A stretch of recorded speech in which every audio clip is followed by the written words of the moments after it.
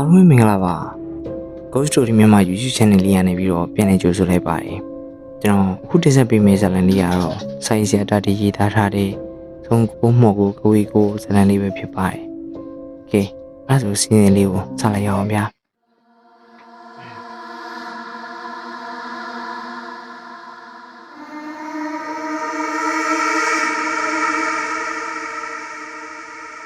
ပုတ်ပိုင်ရုံကျောင်း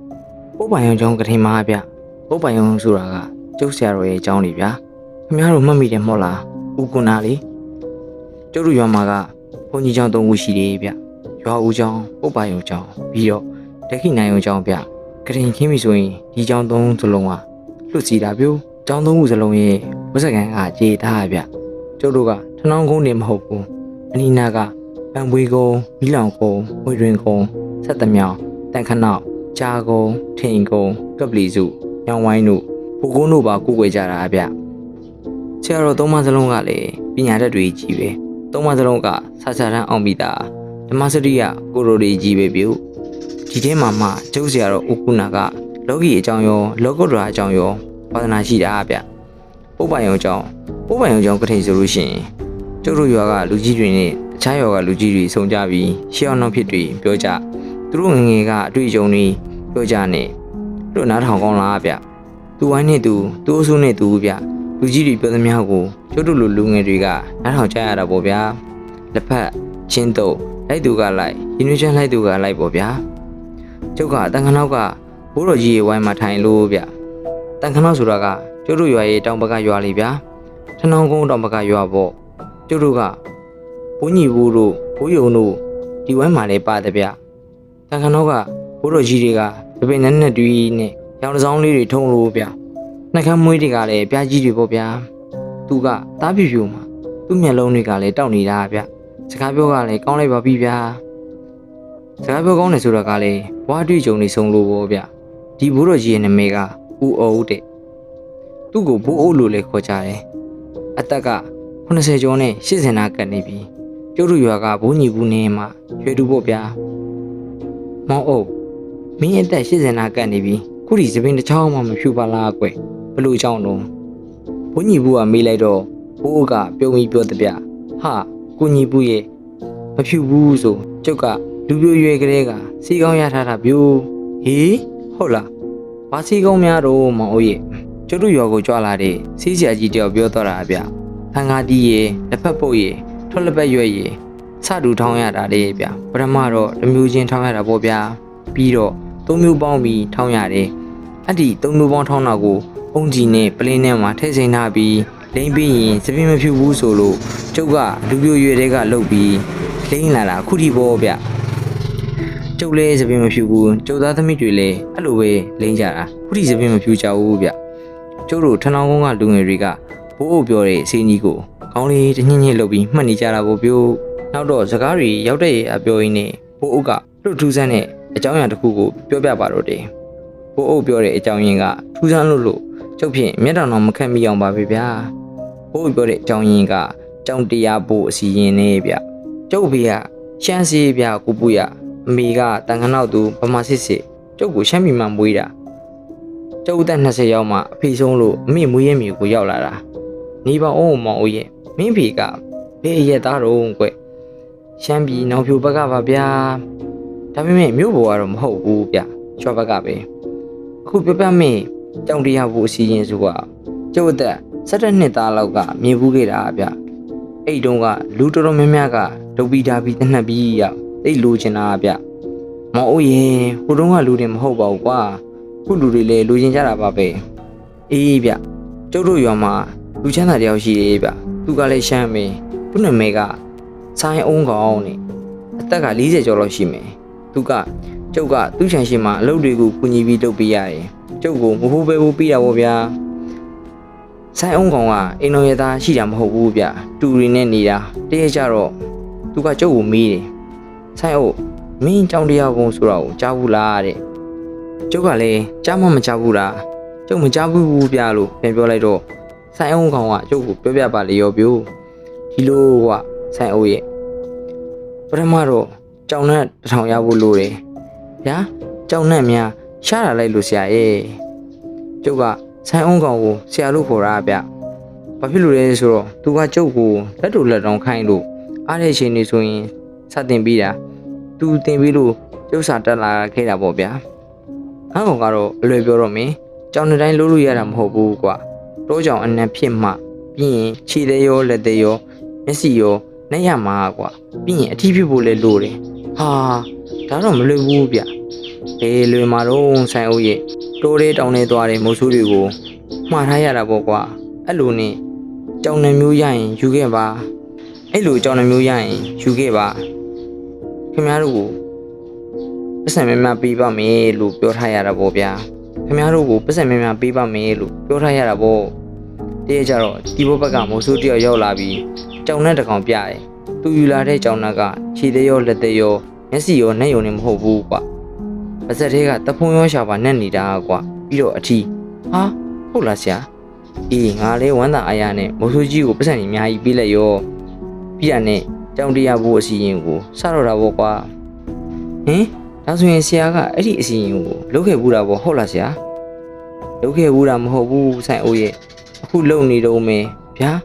ဒါဆိုရင်ဆရာမှာအဲ့ဒီကြောင်နဲ့ရှိတာပေါ့ဟာရှိတာပေါ့ကွာလာမင်းငါနဲ့လိုက်ခဲ့မင်းကငါပြမယ်ဆိုင်အောင်ကောင်ကကျုပ်ကိုခြံထဲကိုခေါ်လာတာဗျသူတို့ခြံကြီးထဲမှာလိမ္မော်ပင်တွေရောမမန်းပင်တွေရောငပြောပင်တွေရောရှိတာဗျခြံကြီးရဲ့တောင်းမှာတစ်သားအိမ်တစ်လုံးရှိတယ်ပြို့ဆိုင်အောင်ကောင်ကတစ်သားအိမ်တကားကိုဖွင့်လိုက်ရောဟာကျုပ်ဖြင့်ရောင်ပြီးတော့ပေါ်လိုက်မိတာဗျအိမ်ကကျမ်းမီကိုကွန်ကရစ်ခင်းထားတာဗျအိမ်ထဲမှာနှစ်ပလဲတိုင်လေးတွေကိုနှလုံးလောက်ပဲချပြီးလှုပ်ထားတဲ့တစ်သားလောင်အင်းကြီးဗျအထက်မှာငုတ်တုတ်ထိုင်နေတဲ့မဲမဲအကောင်တစ်ကောင်ကိုကျုပ်တွေ့လိုက်ရတယ်အရွယ်ကကျက်တစ်တစ်ကောင်လောက်ရှိတယ်ပြို့ဟာဆရာဒါကအကြောင်းရဟုတ်ရဲ့လားကျက်တစ်မဟုတ်ဘူးလားဟာကြောင်မကွာဆိုင်အိုးရဲ့ကျက်တစ်မဟုတ်ဘူးဒီကောင်ငါးစီကိုရောက်လာကြတဲ့ကတာမန်ကြောင်တစ်ကောင်လောက်ပဲရှိတာကွာငါးစီရင်ပညာကြောင့်ဒီကောင်အခုလိုကြီးကြီးဖြစ်လာတာဒီစီစဉ်တွေကလည်းပြီးကန်နေပြီလေကွာကျုပ်ဖြင့်အဝန်းလိုက်တာဆရာရဲ့အေးဒီလိုကွာဆိုင်အိုးရဲ့ဒီစင်စင်ကပထမဆုံးကြောင်တစ်ကောင်ကိုတက်ပြီးကြောင်နှလုံးကိုထုတ်ယူရတယ်ပြီးတော့အဲ့ဒီကြောင်နှလုံးကိုဒီကြောင်နှက်ကိုကျွေးရတယ်တော့ကြောင်လားဆရာဟာမဟုတ်ဘူးဘာကြောင်ဖြစ်ရပါတယ်လာပညာတကောင်နဲ့လက်ကွန်ညာတကောင်မှာမှန်တယ်ယူပြီးကြောင်နှလုံးကိုထုတ်ယူရတယ်ပြီးတော့ဒီကောင်ကြီးကိုကျွေးရတယ်တလားနှစ်ကြိမ်ပေါ့ကွာကြောင်ကောင်တရားပြည့်အောင်ကျွေးရတယ်အဲ့ဒီချိန်မှာ၄နှစ်နဲ့2လကြာလာကွာဂျားမှာအဆက်မပြတ်ရဘူးဒီပေါင်းဆရာရဲ့ကြောင်တရားပြည့်အောင်ရှာဖို့လွယ်ပါမလားဟာဘယ်လွယ်ပါမလဲကွာ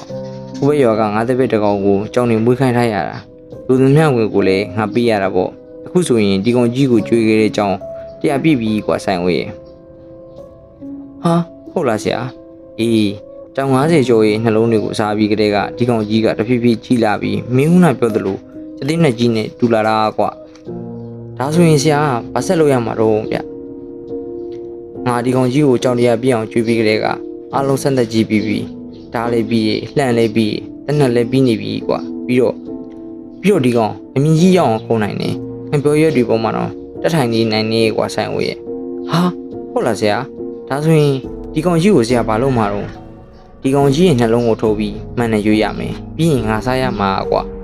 ဒါဆိုရင်ဒီကောင်ကြီးရသွားတဲ့ကြောင်တရားကိုအစွမ်းကငါရိုးရတာကွာဆိုင်ဝေးရဩဒီလိုလားဒီပေါင်းကိုဆရာရဲ့ဒီကောင်ကြီးကိုဆရာဘလို့တတ်မှာတော့ဒီကောင်ကဓာပြီးလှန့်ပြီးတနက်ပြီးနေပြီဆိုဟာမင်းကလေပြစ်တက်သားပဲဆိုင်ဝေးမင်းပြောသလိုပဲဒီကောင်ကြီးကရိုးရိုးဓာတ်တွေလှမ်းတွေလောက်တော့အရာတော်ပြေးမဲ့ကောင်မဟုတ်ဘူးကွာဦးတင်ញိုင်ဓာတ်နဲ့တတ်မှရမှာဗျာဦးတင်ញိုင်ဓာတ်ဟုတ်လားဆရာမှာဦးတင်ញိုင်ဓာတ်ရှိလို့လားဗျာဟာရှိရပါဦးဆိုင်ဦးရဲ့စော်ဘွားနယ်ဝင်တယောက်ကြီးကစိတ်ကြီးပြီးဝေထားရတာကွာ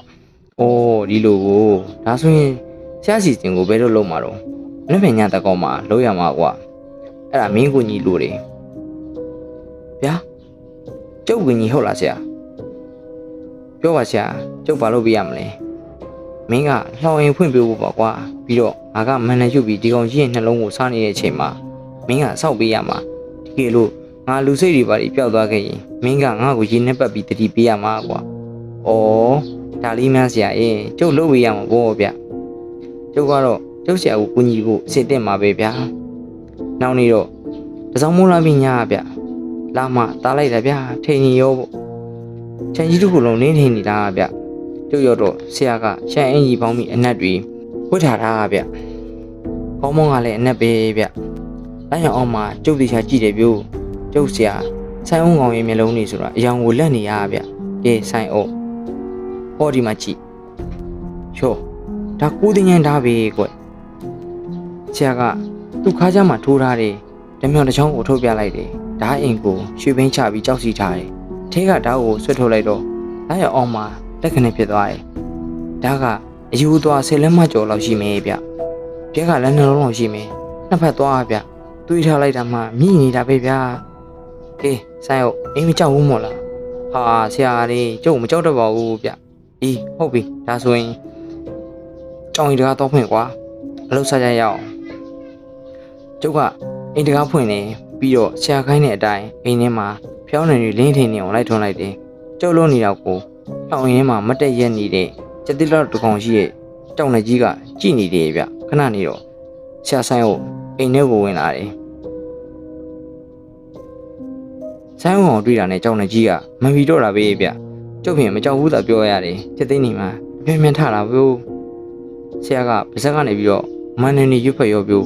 သူ့မန်နေရွတ်လေကြောင်နေကြီးကပို့ပြီးစိတ်ဆိုးလေပေါ့ဗျသွားကြည့်ပြီးလှောင်ရင်းမှာလက်ဖက်ရှောင်နေတာဗျမြောင်မြောင်မြောင်အော်ဒါကတော့ကြောင်နာမည်ဗျ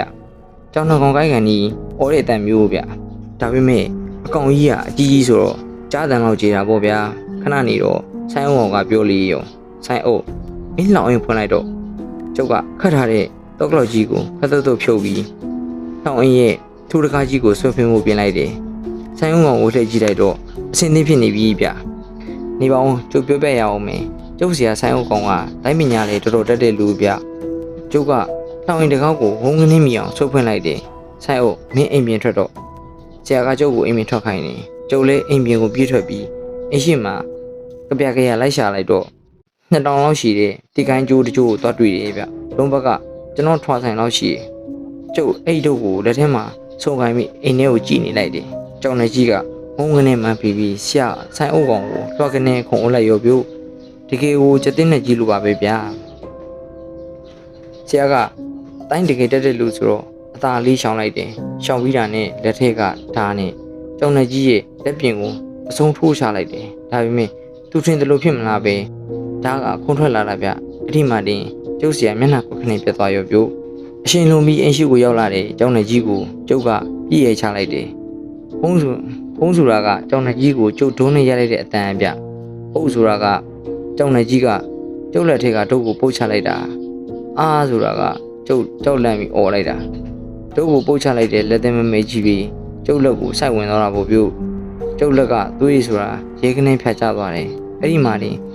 ကျုပ်ဆရာကအင်းရှိကိုပြေးထွက်လာရောပြုတ်ဆရာရှည်တံကိုကြားလိုက်တော့ကြောင်တရားကိုကြောင်နေကြီးကဆရာဘက်ကိုလှည့်သွားတယ်ဆိုင်းဟုတ်ချင်းနေမကောင်းတော့ဘူးငါအလင်းခံလိုက်ရပြီကွာဒီဓာတ်ကကိုသိငင်တာအစ်မဟုတ်ဘူးအတူကြီးကွာချင်းနေမကောင်းရင်မင်းပြေးတော့ကြားလာဆိုင်ဟုတ်ဟုတ်ကဲ့ဆရာခုံအုပ်ပြီးပြိုးကြောင်တရားကိုကြောင်နေကြီးကကျုပ်ဆရာကိုခုံအုပ်တယ်ဆရာကလည်းလှစ်ကနေရှောင်ပြီးဓာတ်နဲ့လှမ်းထိုးတယ်ဓာတ်ကကြောင်ကိုမဖောက်နိုင်ဘူးပြန်ပြီးခုံထွက်လာတယ်ဆရာကထုတ်ထိုးတယ်ဓာတ်ကခုံထွက်တယ်ထပ်ထိုးတယ်အဲ့ဒီမှာနေကြောင်နေကြီးကစက်ခနဲ့လှည့်ပြီးဆရာလက်ထဲကကိုသိငင်ဓာတ်လူကြီးကိုပုတ်ချလိုက်တယ်ဆရာလက်ထဲကဒါလည်းလွတ်အကြကြောင်နေကြီးကလည်းခုံအုပ်ကြောင်နေကြီးကလည်းခုံအုပ်ဆရာဟန်ချက်ပြက်ပြီးပလက်လန်ကျသွားတယ်ဟောကြိုက်ပြီပြိုးဆရာလေးမျိုးကိုကြိုက်တော့တာပဲဗျသွေးရီမှန်ပန်းထွက်လိုက်တာမြင်လို့တော့မကောင်းဘူးဗျကျုပ်လည်းတုတ်ကနေလှည့်ထွက်ပြီးအိမ်ကြီးတဲကဆရာတူကိုနှိုးရတော့ဗောဗျဆရာတူ3ယောက်လည်းလှန်နေဆွဲပြီးတနေ့တည်းမိတလက်နဲ့လိုက်ချလာတော့ဗောဗျကြောင်လုံးနဲ့အိမ်ရှိကိုရောက်တော့ကြောင်နေကြီးကဆရာနှလုံးကိုဖောက်စားထားပြီးဗျဟာထိုးဟီလှန်နေထိုးကွာအဲ့လိုမျိုးဆရာတူ3ယောက်ကညာတန်ပြီးလှန်ရင်းနဲ့ဝိုင်းထိုးကြတော့ဗောအဲ့ဒီမှာတင်ကြောင်နေကြီးကသွေးရီဆူရွှဲနဲ့ပါစက်ကြီးနဲ့အောင်းလို့တစ်ချက်အိုပြီးပြေးတော့တာဗျအိမ်ကြီးချင်းတွေကလူတွေရဲ့သူညင်ညင်အတန်တွေကြလို့ရောက်လာတာဗောပြုတ်ဒီတော့မှတတိလောက်ကြီးတဲ့ကြောင်နေကြီးကျော်သားတွေကိုမြင်ပြီးဝိုင်းလိုက်ကြတော့ဗောဗျအဲ့ဒီမှာနေကြောင်နေကြီးကအပြောရွက်ကိုခုန်တက်ပြီးအပြောရွက်ပေါ်မှာထိုင်နေရောပြုတ်အဲ့ဒါတင်းမြင်ရောကျော်သားတွေဆိုကြောက်လန့်ကုန်တော့ဗောဗျကြောင်နေကြီးရဲ့အစွမ်းကို မှန်းလို့ရသွားတာပေါ့ရွာကောင်းကအဲ့ဒီကောင်ကြီးကိုရွာထဲကမောင်းထုံးမှဖြစ်မယ်ဆိုပြီးမိတို့တွေနဲ့ဝိုင်းလိုက်တော့မှကြောင်တရားဘူးကြီးလဲရွာပင်ထွက်ပြီးတော့ပြုတ်ရွာသားတွေလည်းနောက်ကလိုက်မောင်းကြတာတိုးကြီးတွေကိုဝင်ပြေးတော့မှပဲရွာတွေကိုပြန်လာကြတာပေါ့ပြုတ်နေပါအောင်မောင်ရဲ့မင်းစီကဆိုင်အောင်အောင်ဆိုတာစိတ်လေးဝါလေးကူလို့မိရလားဘုန်းကြီးဘူးကဘိုးကိုမိတာဗျကိုကြီးဘူးကနှလုံးပေါက်စားတယ်ဆိုမှဘက်နဲ့စိတ်ကူလို့မိမှာတော့တီးတာဗောဗျကျုပ်တို့လူငယ်တွေဆိုတာဘိုးပြောတဲ့အကြောင်းတွေကဘိုးအစီရင်ကိုမျက်တော်မခံနိုင်အောင်စိတ်ဝင်စားပြီးနားထောင်နေကြတာပြုတ်အဲ့ချိန်မှာအကြောင်းတော့ကောင်းညောင်ငုံဆိုပြီးអော်လိုက်တယ်အမလီအဲ့တုန်းမှာပဲဘုန်းကြီးကျောင်းကကြောင်ကြီးကကျတို့နောက်ကကက်ပြီးတော့ညောင်ကနေអော်တာကိုအမလီဆိုပြီးလက်អော်လိုက်ကြတာဗျာဟာကြောင်တရားဘူးကြီးကြောက်ခဲကကြောင်ကြီးကိုလက်ညှိုးထိုးပြီးអော်လိုက်တာဗျဟာဟာဘေးကကြောင်တရားဘူးကမှလည်းကြောက်ခဲရဒါဆရာတော်ကြောင်ကြီးကွာလူငယ်တွေအားလုံးဝိုင်းကြတော့ဘိုးရောဘုန်းကြီးဘူးတို့ရောဘိုးရုံတို့ကလူကြီးတွေကလည်းပြမျိုးကြီးတွေလုံနေကြတာပေါ့ဗျာဆရာတော်ကျောင်းကကထိန်ပြီးတာနဲ့ကျုပ်စီထဲမှာတန်ခနောက်ကဘိုးပြောတဲ့ကျောင်းတရားဘူးအစီရင်ကြီးကိုဆွဲနေရပေါ့ဗျာရွာထဲတော့လို့ကျောင်းနေတွေ့ရင်ကျုပ်မှလိုက်ကြည့်လိုက်ရတဲ့အထိပဲကျောင်းသားတွေပါတွေ့လို့ရှိရင်ပြောမနေနဲ့လက်သေးတွေထုတ်ကြည့်ပါဇက်တွေဖျဲပြီးတော့ရှာရီမဲသလားကြီးနဲ့အလုပ်တော်များတာဗျကထိန်ရတီကုန်ပြီးတာနဲ့ကျုပ်တို့အညာမီကဤတာပေါ့ဗျာဆောင်းရတီဝင်ပေါ့အေးတယ်ဆိုပေမဲ့မီးလုံလောက်အောင်အေးတာတော့မဟုတ်သေးဘူးဗျညဘက်အဲ့လိုကောင်းအောင်ပေါ့ဗျာမနေ့ဆိုရင်တော်တော်လေးနဲ့မထနိုင်ဘူးပြင်မြမီအိပ်ပေါ်သွားတာတတ်ဒီဟဲ့တတ်ဒီထားတော့ဗမွေးကုန်းကငသိန်းရောက်နေတယ်နင့်ကိုနှုတ်ပေးပါဆိုလို့ဟင်ကိုသိမ်းမောင်လားစိုးကြီးစိုးစီစီပါလားဘာကိစ္စများရှိလို့ပါလဲအဲ့ဒါတော့မသိဘူးဗျို့နင့်တွေ့မှပြောမှာပေါ့ဟဲ့ကျုပ်ကအဲ့ရကဘယ်ရထပြီးမျက်နှာတက်လိုက်တယ်ကိုကြီးတင်စိုးစီစီပါလားဆိုဘိုးတော်နှုတ်လိုက်တာကွာမင်းဘိုးတော်ကစောကြီးပေါက်ချလာတယ်ဟိဘသူတော်မြဘိုးတော်ဆိုတာဟိကောင်ရဘသူရှိမှာတော့ဖုလူဘေးကြီးလေပေါ့ဟာဟုတ်လားဖုလူဘေးရောက်လာတယ်ဟုတ်လားဥပဗျာမနဲ့စောကြီးကိုပေါက်ချလာတာဗျနင်းရီလောက်ပိတ်နေတော့ဘလူမျိုးရောက်လာတော့မသိပါဘူးကွာရောက်လို့ဖိနောင်းမထိုင်ရသေးဘူးမော်တာတိကိုအခေါ်လွတ်လို့မော်တာတိကိုအခေါ်လွတ်ပြလို့ငါဘာကိုပြောတာဟိပြီးတော့ဘိုးလူဘေးကမင်းကိုမှားလိုက်တယ်အကြီးကြီးကိစ္စရှိလို့ခုချက်ချင်းခီးထွက်ရမယ်တဲ့မိဘတွေကိုတခါတည်းခွင့်မှန်ခဲ့ပါတဲ့ကျုပ်ကအဘနဲ့အမေကိုအကျိုးကြောင့်ပြောပြလိုက်တယ်ဟဲ့တာဒီထမင်းကျန်းလေးပါလေးစားအောင်ပါဗောဟိုရောက်လို့နင့်ဆရာကြီးကခီးတန်းထွင်ရင်ဘာမှစားဖို့တောက်ဖို့မမီပဲဖြစ်နေဦးမင်းကဲအသိနဲ့ဘာမှမစားရသေးဘူးမဟုတ်လားတတီနဲ့တခါတည်းသွားစားသွားအနက်ကမိလောင်ကုန်းကငါထော်လာပို့လို့အမေသားနဲ့စီသီးဝမ်းမြင်းလေးချက်ထားတယ်အမေချက်ထားတဲ့ထမင်းကျန်းပကံလေးကိုပို့ဦးပေါ့ဗျာစီတီလေးနဲ့ချက်ထားတယ်အမေသားဟင်းနဲ့စားလိုက်တာဗျာကိုကြီးသိမောင်လည်းကျွန်တော်နဲ့အတူထမင်းကျန်းစားတဲ့ဗျမမွေးကုန်းနဲ့ကျွန်တော်တို့ထနောင်းကုန်းဆိုတာဒီလိုပဲနေရတွေ့ရနေကြတာဗျသူ့ရင်ကိုစားကိုရင်သူ့စားပေါ့ဗျာစားတော့ပြီးလို့ကျုပ်ကနှွေးတယ်ထပ်ပြီးလို့စီဘောလေးလေးလွယ်လိုက်တယ်ကိုကြီးသိမောင်လည်းကျုံနဲ့အတူငကားစီဘောလေးလေးတလိပ်ဖွာပြီးတော့ထနောင်းကုန်းကနေထွက်လာခဲ့ကြတယ်ကိုကြီးသိမောင်တို့ဝိုင်းနေရောက်တာနဲ့ဝိုင်းထဲမှာအမိုက်လဲနေတဲ့ဘိုးညိုကကျုပ်ကိုရီပြီးပြောတယ်ကဲအိမ်မောကူသာတန်းတက်ပြီးတော့တတ်တည်ကြီးအိမ်ပေါ်မှာဘိုးလူပေမင်းကိုစောင့်နေတယ်မင်းရောက်တာနဲ့ခီးထွက်မယ်လို့ပြောနေတာကွာဘိုးလူပေကတော်တော်ရေးကြီးနေတဲ့ပုံမေးပြုတ်ကျုပ်အိမ်မောကိုလေကားကနေတန်းတက်လာခဲ့တယ်ဖျားတင်ရှိမှာတမင်ရှိတန်ထိုင်ပြီးထိုင်နေတဲ့ဘိုးလူပေကကျုပ်ကိုပြုံးပြနေတယ်ဟောင်းတာဒီရှိမရှိပါမလားလို့ကျုပ်ကစိုးရိမ်နေတာကွဘိုးလူပေကဘယ်ခါပဲဖြစ်ဖြစ်ဘယ်အချိန်မဲပြန်တွေ့ဒီရွယ်ပဲဗျရောင်တစောင်းလေးနဲ့ပိုဝါလေးပေါင်းလို့ပြုတ်ဒါပေမဲ့ကျုပ်စီထဲမှာတော့ဘိုးလူရဲ့မျက်လုံးတွေကအယောင်တွေပိုတောက်လာသလိုပဲဗျမပြောနေတဲ့ကျုံမှာဘိုးလူတွေထုံဦးတာတွေကျွန်တော်ရေးခဲ့ဘူးလေဗျရှိပါရဲ့ဆရာကြီးရဲ့ကျုပ်ဘယ်မှသွားတာမှမဟုတ်တာအေးဟန်ကြပြီဘောကွယ်မောင်တာတီးကျုပ်တို့ဆရာတပည့်ခီးထွက်ရလိမ့်မယ်ကွဟုတ်ကဲ့ပါဆရာကြီးကျုံမိဘတွေကိုတခါတည်းခွင့်တောင်းပြီးထွက်လာခဲ့ရပါကျုပ်ဘက်ကတော့တော့အစ်စ်တင်မှာပဲဗျကဲဒါဆိုရင်အခုပဲခီးထွက်ကြတာပေါ့ကွကိုညိုရင်နေ့စီစဉ်ထားတဲ့လက်သမားခေါ်တော့ကွဆရာကြီးကမနက်ဓမင်းစာစားပြီးမှသွားရောက်ပေါ့ရှင်ကျမတို့ကဓမင်းကျွေးကျင်နေတာဘိုးညွေသမီးအကြီးကဘိုးလူပေကိုအဲဝစကားပြုနေတာဗျနောက်တစ်ခါရောက်မှစားမယ်ကွာခုတော့သွားရမယ့်ခီးကလက်နေပြီးတော့ချက်ချင်းထွက်မှဖြစ်မှာမဟုတ်ပါတိတ်မကြဘူးဗျဝိုင်းရှိမှလှဲတကြီးထွက်ရလိုက်တယ်လက်ဆွဲတဲ့နွားကြီးကတော်တော်ကြီးဗျနှစ်ကောင်လုံးနှညူလေးကြီးပဲလဲမောနဲ့လူကိုကြုံလန့်ကြည့်လိုက်တော့ကိုလာထင်ကြီးဗျသူ သူညီလာစဉ်ဆိုတာကကျွန်တော်နဲ့ငယ်တငယ်ချင်းပြလွတ်ခင်တဲ့ကောင်ကျုပ်တို့ရွာကရွှေတောင်ဖျားဝဲမှာဒီကောင်နဲ့ကျုပ်ကတာဝန်နေတွဲယူရတာများတယ်ပရိမောကနေကျုပ်လန်းကြည့်တာကိုကိုလာတဲ့ကြီးကမြင်နေဗျငါကောင်တတီချောင်းကြည့်မနေလာခဲ့မင်းနဲ့မတွေ့ရကြာပေါ့ရှိပါတယ်ကိုကြီးလာတယ်ညာဟိုကောင်လှစိန်နေတော့ကျုပ်မကြခဏတွေ့ပါတယ်ကျုပ်ပြောနေတော့ရှိသေးဘိုးလူပေကလှေကဆင်းနေပြီပြုတ်ဘိုးလူပေကတော့ဒီတိုင်းပဲဗျလှုပ်စိတ်မြန်နေဘူးတော့ကြီးတောင်းမယ်ဆိုတာနဲ့လမ်းပေါ်ရောက်နေရောကျုပ်လေးဆစ်လွေကိုဆက်လွယ်တိုင်းပြီးတော့ဘိုးလူပေနောက်ကပြေးလိုက်ရတာပေါ့ဗျာကိုသိမ်းမောင်နဲ့ဘိုးညိုကကျုပ်ကိုလဲနာထိလိုက်ပို့ကြတယ်ခုချိန်ကြီးဘိုးလူပေပဲကိုသွားမှကျုပ်မသိသေးဘူးဆွတ်တာလိုက်လာတာအထေလဲကိုမြောက်ကထွက်ရမှာရင်းချောင်းမရောက်ခင်တော်တော်လေးသာမောင်းရင်းချောင်းကျော်သွားရင်ထိကလန်ကဘာမှမွေးတော့ဘူးဆရာကြီးကိုထိကလန်မှာထားပြီးချက်ချင်းပြန်မောင်းခဲ့ဒါမှရွာကိုအချိန်မီရောက်မှာဟုတ်ကဲ့ဘိုးညိုဝီလာတင်ကဘိုးညိုပြောတာကိုခေါင်းချင်းပြပြီးတော့ပြောတယ်ဒီတော့မှကျတို့သွားရမှာထိကလန်ဆိုတော့တီးလိုက်ရတာဗျ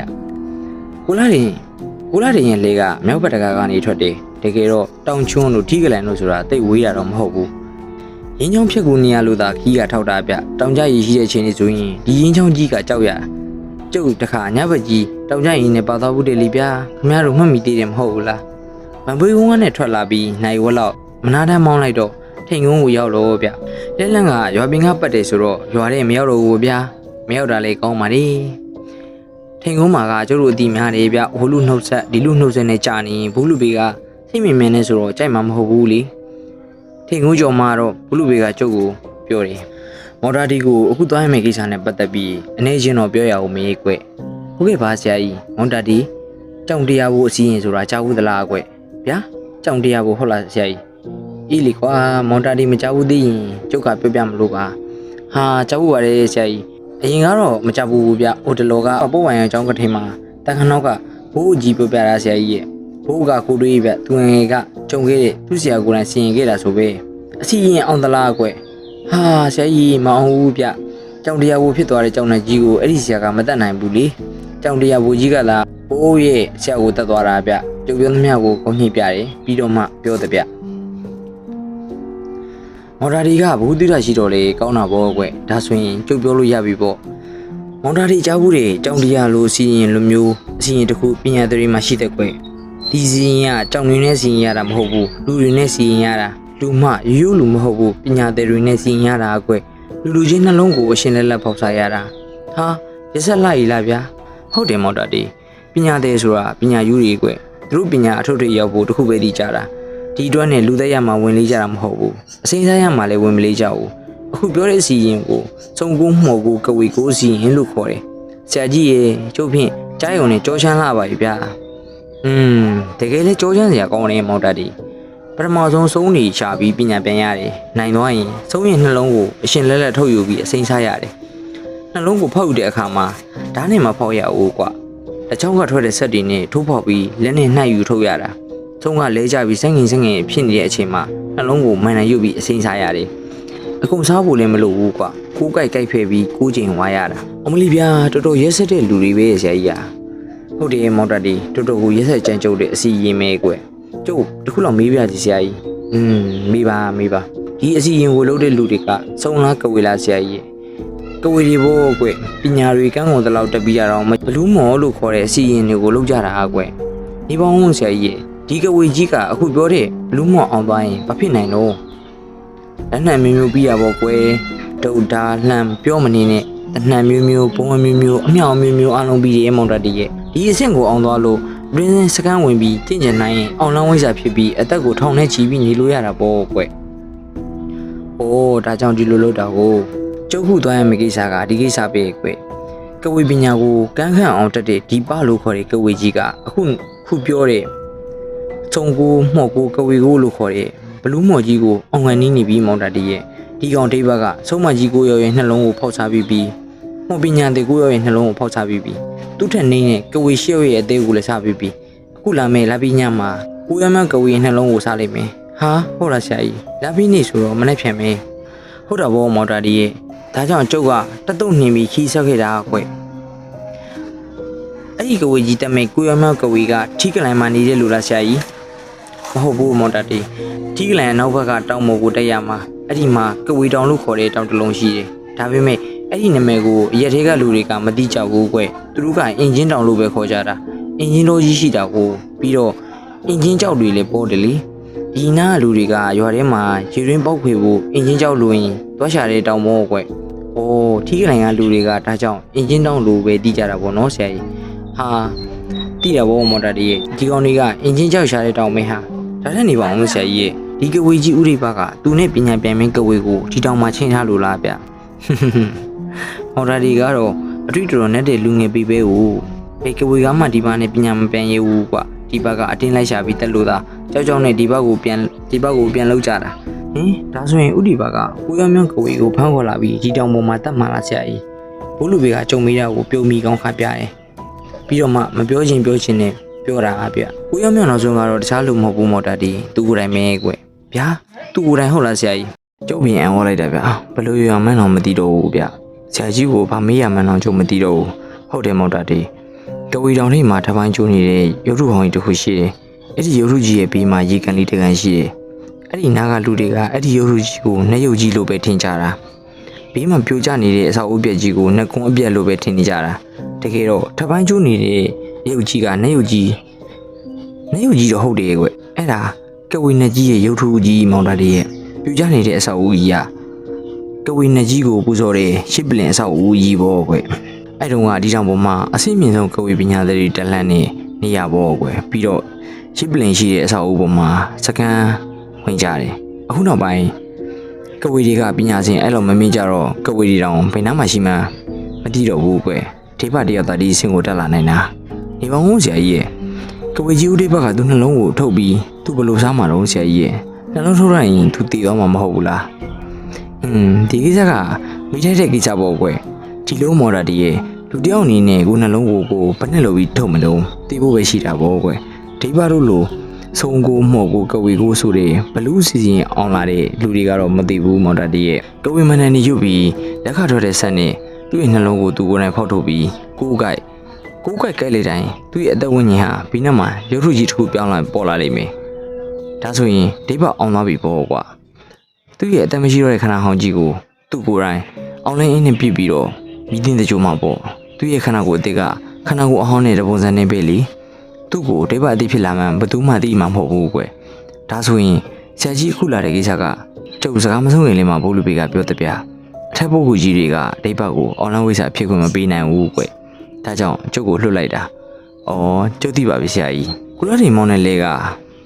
ရွာတော်ကြီးကိုကြော်တော့ရင်းချောင်းကိုရောက်လာတယ်ရင်းချောင်းထဲမှာရေကဒူးဒူးကောင်းမျိုးလောက်ပဲရှိတာဗျလဲကဖြည်းဖြည်းမှန်မှန်လေးမောင်းပြီးဖြတ်ကူးလိုက်တယ်ရင်းချောင်းဖြတ်ပြီးတော့တောင်ချွန်းပြီးတော့မှထီးကန်ကိုရောက်တာဗျထီးကန်ကိုရောက်တော့ဘုန်းကြီးဆုံးသားတော့မရှိသေးတယ်မောင်လာတယ်ဆရာတို့ရွာထဲမဝင်တော့ဘူးကွယ်နောက်ဘက်ကတောင်ကြီးနားကိုသာမောင်းပြီးပါကွယ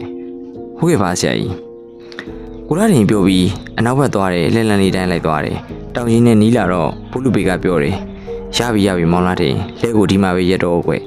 ်လက်ရက်တော့ဘုလူပေကသူ့ထက်ကငှက်ပြောသီးလုံးကိုထုတ်ပြီးကိုလာတင်ကိုတစ်လုံးကျွေးတယ်ကျုပ်ကိုတစ်လုံးကျွေးတယ်သူ့ကိုယ်တိုင်တစ်လုံးစားတယ်ကဲမောင်လာတယ်ပြန်ပြီးတော့ငှက်ပြောသီးတစ်လုံးစားတော့2ရက်လောက်တော့ပိုက်ဆံမှမဟုတ်ဘူးကွယ်ကိုလာတင်ကဘုလူပြောတဲ့စကားကိုကြားတော့အံ့ဩပြီးကျုပ်ကိုလှည့်ကြည့်တယ်ကျုပ်ကခေါင်းကြီးပြလိုက်တော့မှကိုလာတင်ကကျုပ်ကိုနှုတ်ဆက်တယ်ဆရာကြီးဒါဆိုရင်ကျုပ်ပြန်တော့မယ်တတိငါပြန်မယ်ကိုလာတင်လဲမောင်ပြီးပြန်တော့တာနဲ့ဘုလူပေကတောင်မိုးကိုစပြီးတက်ရောပြုတ်တထောင်တက်လိုက်နောက်တထောင်တက်လိုက်နဲ့ငါလုံးမြောက်တောင်ကိုတက်တော့မှတောင်တလုံးအင်ဂျင်ပင်တွေပေါက်နေတောင်ကိုတွေ့ရတယ်ဒီတောင်မဲမော်တာတည်းရဲ့ဒါကဝေတောင်မဲကျုံနဲ့ဘလူပေတောင်ထိပ်ကိုရောက်တော့ဟာဟုတ်သားပဲနှရုပ်အကျူကြီးဟုတ်တယ်မော်တာတည်းအဲ့ဒါကဝေနဲ့ကြီးရဲ့ရုပ်ထုပဲကွတဝက်ကကျူးကြနေတော့ဟိုမှာတွေ့လားရေကန်လေးအဲ့ဒါကဝေနဲ့ကြီးဖန်ဆင်းထားတဲ့ရေကန်လို့ကဝေကြီးတွေကယုံကြည်ကြတယ်နှွေမိုးဆောင်ဘေကပဲပြောင်းရေရမခံဘူးကွအစီရင်လုံးမဲ့ကဝေကအဲ့ဒီရေကန်မှာရေချိုးရတယ်ဟိုမှာတွေ့လားပြိုကျနေတဲ့အဆောက်အဦအဲ့ဒါရစ်ပလင်ဆောင်လို့ခေါ်တယ်အဲ့ဒီမှာအတွင်းစခန်းဆက်ဝင်ရတာကွလာလာကျုပ်တို့ပုံလို့ရမယ့်နေရာရှောက်အောင်မှဒီကောင်ကဒီညရောက်ရင်ရောက်မရောက်ရင်မနေ့ပြန်ရောက်လာလိမ့်မယ်ကဝေနေကိုကြီးရဲ့ခလလမှာကြောက်တင်ရကြီးတခုရှိတယ်ဘုလူဘေကအဲ့ကြောက်နေဘက်ကိုသွားတယ်ကျုပ်လည်းနောက်ကလိုက်ရတာပေါ့ဗျာကြောက်နေရနောက်မှာကြောက်တုံးတွေရောကြောက်ဖက်တွေရောရှိတာဗျဒီနေရာမှာဒီညပုံအိတ်လို့အဆင်ပြေတယ်ညရောက်တော့လာခါတော်တာနေပြီကျုပ်လည်းမုံမုံနဲ့အိတ်လိုက်တာအေးတောင်မလို့ဘူးပြို မော်တာဒီထထနုနုကြကြနီဒိဗတောင်မော်တက်လာပြီဘုလူဘေကလေးတန်းအုံနဲ့နှိုးတာဗျကျုပ်ကလည်းကြပြကြရထပြီးကျောင်းနေကြီးနောက်ကနေချောင်းကြည့်လိုက်တယ်လက်ရောက်အောင်မှလူကြီးတယောက်တောင်ပေါ်ကိုတက်လာတာတွေ့ရတယ်ဗျလူကပူပြပြနဲ့ပစိုးကကွက်ကြီးကိုဝစ်ထားတယ်လွယ်ကြီးတစ်လုံးကိုဆွဲတိုင်းပြီးလွယ်ထားတယ်အဲ့ဒီလူကြီးရဲ့မျက်နှာကအယောင်ကိုတောက်နေတာဗျလက်ရောက်အောင်မှနေတစ်ဖက်ဖက်လက်နေတာဒိဗကြီးကရက်ရောက်ချင်းထပ်ပိုင်းကျိုးနေတဲ့ကဝေနကြီးရဲ့ရှိမှာလူတော့ပြီးရှ िख လိုက်တယ်ပြီးတော့ရေကန်ဘက်ကိုလျှောက်သွားတယ်ပြူကျနေတဲ့ရစ်ပလင်ဆောင်ကိုလှမ်းကြည့်ပြီးကောင်းညင်းနေဒီလူကြီးကတနေ့ကိုကဝေနေုပ်ကြီးရှိမှထိုင်ပြီးမှန်တယ်နေကျွနေတာပြိုဘိုးလူဘေကလည်းကြောက်ထရံနောက်ကကြောက်ဖြတ်ပေါ်မှာတမလီခွေထိုင်ပြီးပရိစိတ်နေတာပေါ့ဗျာကျုပ်ကကင်းသမားဗျကဝေကြီးတိတ်ပေါက်ကိုမရှိမပဲကြည့်နေရတော့ဗျာမူချုပ်ပြီးတောင်တွေကိုကြော်ပြီးလာထွက်လာတယ်ဗျတဖြည်းဖြည်းနဲ့တတော်လုံးလင်းသွားတယ်ဟောတာဒီလျှော့ဟောဒီဟင်အင်းပြတစ်ချက်ကိုယူထားလက်ထဲကလုံးမကြစီနေကျုပ်ကပြည့်စုံမှဒိတ်ပေါက်ကိုအနီးကပ်ပြီးပြစ်ပြီးတော့ဘာကူမှမကြောက်နေကြလားကျုပ်ဘာမှမပြောဘဲနဲ့ဒီအင်းကိုမပြစ်နဲ့နော်မော်တာဒီဟုတ်ကဲ့ဆရာကြီးကဲခဏဆောင်ရအောင်မေးကွလောင်မွန်တက်တာနဲ့ဒီကောင်လုံးဝဆောက်တော့မှာဟုတ်တယ်ဗျို့ဖုလူပီပြောတဲ့အတိုင်းပဲလောင်မွန်တက်ခံနီးတာနဲ့ကဝေကြီးတိတ်ဘက်ကကန္နာမန္နာတွေကိုရွတ်ရတာဗျို့သူ့အတန်အိုးကြီးနဲ့မန္နန်ရွတ်လိုက်တာကဝေတောင်တစ်ခုလုံးဟင်းနေတာဗျလောင်မွန်တက်ပြီဗျို့လာမော်တာဒီထွက်တော့ဒီကောင်လုံးစားတော့မယ်ကျုံနဲ့ဖူးလူတွေပုံနေတဲ့ကြောက်ထရံကြီးနောက်ကနေထွက်လာပြီးအင်ဂျင်မင်ကိုကွေးရင်းနဲ့ကဝေနေုပ်ကြီးနောက်ကိုကတ်လာခဲ့တာပေါ့ဗျာဟောဒိဗတ်လက်ကဆက်တွေလွှတ်လာပြီဗျို့ပုံဝင်တောက်နေတဲ့ဆက်တွေပါကျုပ်ဖြင့်ဒီလိုစမျိုးတစ်ခါမှမမြင်ဘူးပါအောင်ဗျာဟောဆက်တွေနဲ့သူ့ရဲ့ရင်ညွန်းပေါ်ကိုထောက်လိုက်တယ်ရင်ညွန်းတက်တဲ့မှာလက်ကိုတင်ထားတာဗျကဝေကြီးကနေုပ်ရှိမှတမလီခွေထိုင်ပြီးလုံနေတာဗျအပေါ်မဲမှာအင်ကြီးမပါပဲကိုပလာနဲ့ဗျို့ပါဇက်ကမန္နကိုမပြည့်ညွန့်ဒီဆက်တွေကအယောင်တောက်လာလေးပဲဗျဟာဆက်တွေကအိုဒီဘတ်ရဲ့ကိုယ်တွေကိုဖောက်ဝင်သွားပြီးသူ့ကိုကြီးတစ်ခုလုံးလင်းနေဒီပြို့မျက်လုံးကလည်းဆက်တွေထွက်လာပြီးပါဇက်ကလည်းဆက်တွေထွက်လာတယ်အပြုတ်ကျုပ်စိတ်ထင်တော့လက်ကနေလွှတ်ရတဲ့ဆက်တွေကိုယ်ထဲဝင်သွားပြီးကိုယ်တက်ကပြန်မောက်ထွက်လာတာထင်နေဗျဟာရင်ညွတ်တဲ့ကိုအိုဒီဘတ်ရဲ့လက်ကြီးဝင်သွားပြီးပြို့ဟောဆွဲထုတ်နေပြီပါလာပြီပြို့ပါလာပြီလက်ထဲမှာသွေးတန်ရင်းနေတဲ့အိုဒီဘတ်ရဲ့နှလုံးကြီးကဟာပြေးထသွားပြီပြို့ပြေးထသွားပြီကျုပ်ဆရာဘိုးလူဘေးပြေးထသွားပြီဘိုးလူဘေးကအဲ့ဒီချိန်ကိုစောင့်နေတဲ့ထင်းနေဗျဟေးတိတ်ပါမင်းကိုအစီအရင်အောင်ခွင့်မပေးနိုင်ဘူးပြောဆူနဲ့ဘိုးလူဘေးကလက်ထဲကအဆင်းအောင်ဆက်တွေလှုပ်လိုက်တယ်သူနှလုံးကိုသူကိုယ်တိုင်ကြိုက်တော့မလို့လုံနေတဲ့ကဝေကြီးတုံနေရက်သွားပြီးဆက်တွေတစ်ဖက်မှန်းထွက်နေတဲ့မလုံးကြီးနဲ့ဘိုးလူဘေးကိုလှမ်းကြည့်လိုက်တယ်ပြီးတော့ဘိုးလူဘေးရဲ့ဆက်ကိုပမာမခန့်ပုံစံနဲ့ရိုက်ချလိုက်တယ်ညာဘက်လက်မှာနှလုံးကြီးကင်ထားပြီးဘယ်ဘက်လက်ကဘိုးလူဘေးရဲ့ဆက်ကိုကာကွယ်နေတာပြို့ကျုပ်သက်မှာနှလုံးကြီးဆွဲထုတ်ထားတဲ့လူတယောက်အသက်ရှင်နေတာဒီတစ်ခါပဲမြင်ဘူးတာပြို့ဘိုးလူဘေးရဲ့ဆက်တွေကအပိုင်ပိုင်ပြတ်ထွက်သွားတယ်ဘိုးလူဘေးလည်းမျက်နှာကွက်ခနဲ့ပြတ်သွားတယ်ဟာကြိုက်ပြီပြို့ကဝေကြီးကသူ့စီရင်ကိုအောင်မြင်အောင်ဆက်လုပ်နေပြီဗျသူ့နှလုံးကိုသူ့ပါးစပ်နဲ့ကြိုက်ပြီးတကြိုက်ဝါနေပေါ်မျိုးချပြီးဟာနောက်တစ်ခါကြိုက်ပြန်ပြီပြို့ကိုကြိုက်မဖြစ်ခင်ဖြတ်နိုင်မှပြတ်မှာလေကိုကြိုက်ပြီးတော့လို့ဒိတ်ပနောက်တစ်ယောက်ဘွားကနေပေါ်လာလို့ကတော့ဘိုးလူဘေးရောကျုပ်ရောလက်စတုံးဟန်ဖို့ပဲရှိသေးဗျဘိုးလူဘေးမနန်နေကျွနေပြီပြို့ဟာဘိုးလူဘေးကိုခွဲထွက်သွားပြီပြို့တယောက်ဟာနောက်တစ်ယောက်စုစုပေါင်း9ယောက်ဗျကျုံနားလေသွားပြီဗျအဆုံးကိုမှော်ကိုကဝေကိုအစီအရင်ကြီးကိုဖြတ်ဖို့ဘိုးလူဘေးက9ယောက်ခွဲလိုက်တာဖြစ်မင်းဗျဟာဘိုးလူဘေးရဲ့ကိုခန္ဓာကိုယ်လုံးကဆက်တွေထွက်နေပြီပြို့အိုးအယောင်9ယောက်ဗျဆက်ယောင်9ယောက်ဟာဦးလေးပါကြီးကိုကြီးတွေကဆက်တွေဖောက်ထွက်သွားပြီလက်ထဲမှာဆုပ်ထားတဲ့နှလုံးကိုဆက်တွေပတ်ထားပြီပြို့ကျုပ်တည်တည်ချာချာမှတ်ထားတယ်ဗျဦးလေးပါကြီးသူ့နှလုံးကိုသူပန်စားတာ9ခိုင်ရှိသွားပြီဆက်တွေပတ်နေတဲ့နှလုံးကိုဦးလေးပါမကြိုက်တော့ဘူးတကူလုံးကဆက်တွေဖြတ်ထွက်လာတယ်မောင်တာဒီအင်းပြစ်တော့ဟာကဝေကြီးရဲ့နောက်ရတဲ့ကဘိုးလူဘေးကအော်တာပြို့ဒီတိုင်းဆိုရင်ဘိုးလူဘေးအစေကအဲ့ဒါဖြစ်မယ်ဗျကျန်တာတွေကကိုဝဲထင်တယ်ကျုပ်ဆိုတဲ့ကောင်ကလည်းအစေသိမယ်ဗျလက်ထဲမှာနှလုံးကြီးကင်ပြီးဆက်တွေဖြတ်ထွက်နေတဲ့ကဝေကြီးဦးလေးပါစီလှစ်ခနဲ့ပြုတ်ဝင်သွားပြီးကျုပ်လက်ထက်ကဘိုးလူဘေးပေးထားတဲ့အင်းနဲ့ပစ်ချလိုက်တယ်ပုံကျုပ်ဖြင့်လန့်ပြီးနောက်ကိုလှန့်ချလိုက်တယ်မီလုံးကြီးထွက်သွားပြီပြို့နေတဲ့မီတော့ကြီးမှမဟုတ်တာအမလီပူလိုက်တာပူတာကလေးတော်ပူတာပြို့ဟောတယ်ဒီဘိုးဝင်းနေဒါငေးမီတော့ဖို့ကြီးတော့မှကျုပ်တတိရသွားတာပြို့ဆရာကြီးဒေါက်တာမင်းအောင်တို့ဆရာတော်ဘာတို့နဲ့ကဝေလိုက်ခဲ့တုန်းကတွေ့ခဲ့ဘူးတွေငေးမီတော့ကိုချစ်ချင်းတတိရသွားတော့တာအမတန်မှအကုသိုလ်ကြီးတဲ့ကဝေကြီးတွေတည်ငေးမီတော့တွေအလိုလိုထတ်တော့တာဗျဒါဆိုရင်စုံကိုမှော်ကိုကဝေကိုအစီရင်ကြီးပြတ်သွားပြီပေါ့က ကဝေကြီးဥဒိပါလည်းတည်ပြီကဝေကြီးတည်လို့သာဒီငရဲမိတောက်ကြီးထတော့တာပေါ့ဗျာဘိုးလူပေကငရဲမိတောက်ကိုကွင်းခွက်ရှောင်ရင်ကျုပ်စီရောက်လာတယ်ငရဲမိတောက်ကြီးကလည်းတဖြည်းဖြည်းတည်ပြီးငြိမ်းသွားတယ်ကဝေကြီးရဲ့အလောင်းမပြောနဲ့ပြတော့တမုံမှမကြံဘူးဗျငရဲမိတောက်ဆိုတာအဲ့လိုကြီးပြင်းတာဗျနောက်နေ့ထမင်းစားနားချိန်မှာဗန်ပွေးကုန်းကိုပြန်ရောက်ကြတယ်ဘိုးလူပေနဲ့ကျုံနဲ့ထီးကနေမှာလှည့်ငါပြီးတော့ပြန်ခဲ့တာပေါ့ဗျာဟုတ်ကဲ့ပါကျွန်တော်အခုတင်ဆက်ပေးသွားတဲ့ဇာတ်လမ်းလေးကတော့စာရေးဆရာတာတွေရေးသားထားတဲ့စုံကိုမော်ကိုကဝေဇာတ်လမ်းလေးပဲဖြစ်ပါတယ်နောက်နေ့ဒီမှာလည်းခုလိုစိတ်ဝင်စားစရာကောင်းတဲ့ပရလောကဇာတ်လမ်းလေးတွေနဲ့နောက်ထပ်တခြားပြည့်မှန်ပရလောကဇာတ်လမ်းလေးတွေကိုနေ့စဉ်တင်ဆက်ပေးမှာဖြစ်လို့ကျွန်တော်ရဲ့ channel လေးကို like and subscribe လုပ်ထားပေးဖို့တောင်းဆိုချင်ပါတယ်မင်္ဂလာရှိသောညချမ်းလေးဖြစ်ပါစေ